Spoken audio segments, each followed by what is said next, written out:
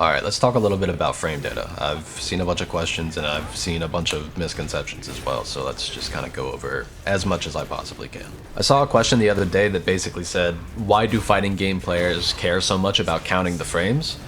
And it's because time is such an important element of everything that we do in fighting games. I've sometimes joked that being a fighting game player is kind of like being a god because so much of fighting games is about controlling time and space, and that's why we say godlike so much.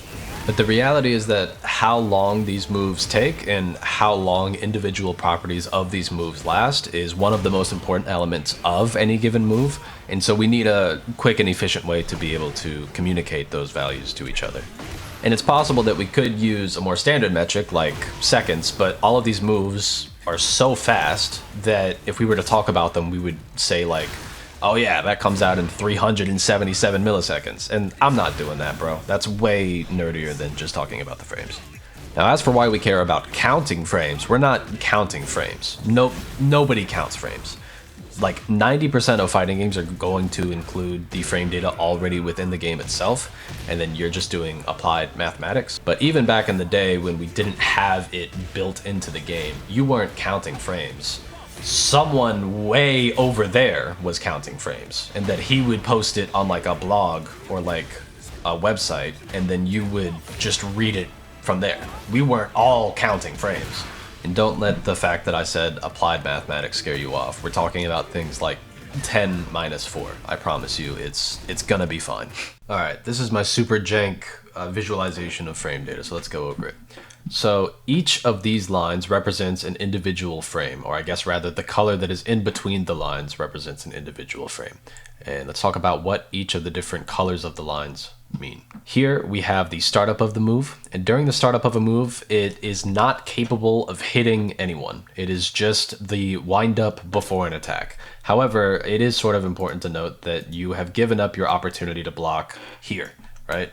As soon as that first frame of animation starts, you're no longer able to block, so give that up. Here, in this red, this is the first active frame. So this is the first frame that somebody is able to be hit by a move. And then over here in the yellow, we have the recovery, so how long it takes for you to recover from the move. And another property of these moves is that the hit stun and the block stun values are sort of floating over to the side. And I'll talk about why I phrase it in that way in just a second. But this hypothetical move that we've designed here has a hit stun value of 12 frames and a block stun value of 8 frames. So what can we piece together here?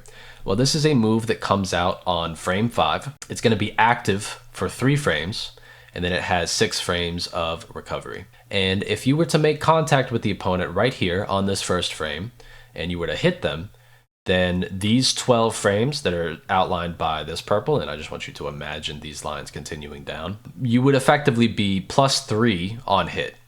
And so theoretically, you know, and I'll just draw these lines real quick. So here, if we had like a second move that started up on the 3rd frame, this now is how you get a combo. So this is just fundamentally how combos work.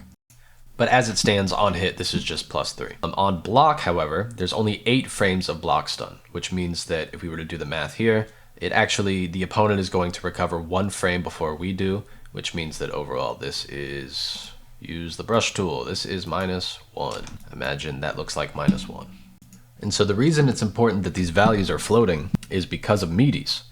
So a meaty is basically just any attack that connects with the opponent after the first active frame. So if I were to just grab these and drag these over, so let's say that we connect on this last active frame, right? These first 2 frames were not close enough, or they're invincible, or what have you. They're not getting hit. They get hit on this 3rd active frame. Suddenly, all of these values change, right? Suddenly now on hit, we have a move that's +5, and theoretically this move could now combo into itself, or we have a move that on block is now +1, so we've turned the disadvantage now into frame advantage, actually. So I boot up Street Fighter V because this is the first example I could think of, and I think it just makes sense.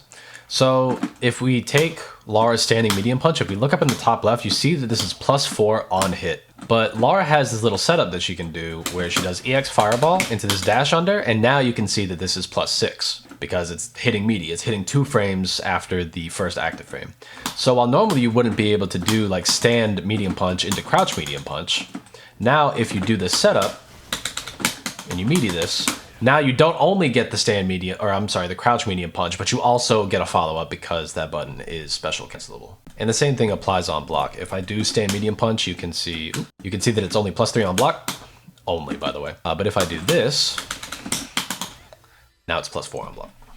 And I think I could get it. Yeah, if I time it right, I get it to +5. So the reason I talked about this in Street Fighter before I talked about it in Tekken is because the third axis does make meaties a little bit more organic sometimes in how they occur. So for example, you can still get like spacing dependent meetings like you might in other spaces. If you look at the bottom left, this says attack startup frames 14, but it also has a range next to it where it mentions that it's 14 or 15. Or I guess that's the total number of frames. So here, since I spaced it out and it was whiffing on the 14th frame, we were able to get it to 15. Let's see if we can do it again. On hit, if it's 15, it's got +4. I'm sorry, if it's on the 15th frame, then it's +5, but if you're close enough, then it's only +4. Exactly the way that we would expect a meaty to work. But your tracking moves, like for example, down forward 3, you see that the range here is 17 through 19, and if we just do it normally, it's gonna connect on the 17th frame, right? But if my opponent were to sidestep to the left, then it would probably connect on like the 19th frame as the leg followed through. And even though I'm bringing this up, I'm bringing it up just because I want to cover the topic fully. In general, I don't think that these types of situations are going to be something that you want to worry about if you're a new player. You should just like expect that these moves are going to connect on their first active frame and then see what the frame advantage or disadvantage is based off of that. So if we wanted to apply some of these settings, let's take like this jab, for example. If you look at the bottom left, you see when I jab him, I'm +1, and when he jabs me, I'm -1. And that's just because jabs in this game, just stand 1, are universally going to be +1. And so I have this bot program to, whenever I have him block something, he's going to respond with his fastest standing move, which is this stand 1. But remember, in terms of frame data, our stand 1s are identical in terms of startup. So if we do the same move, but I have a frame of advantage, I'm going to hit him before he hits me every single time, right? So this is what we call a frame trap. And we can extend this concept further. So for example, Leo's down 2 is going to not only be +4, but it's going to force our opponent into this crouching position. And so the fastest move that our opponent has access to out of a crouching position is their while standing 4. That's also universal. It's going to be 11 frames, I think, no matter what character you're playing. I could be wrong. Let me know if I'm wrong. But if we force them into this crouching position and they're doing the fastest move they have available to us, but we're +4, we could do now down forward 1, which is this 13 frame move. And we also have access to whatever down forward 1's follow-ups are, right? And so the way that you want to think about this is that if the fastest moves in this game are 10 frames, you just want to leave a gap that is smaller than 10 frames. So here it works because we're +1 and then we're doing a 10 frame thing. 10 minus that 1 that we had advantage in is 9.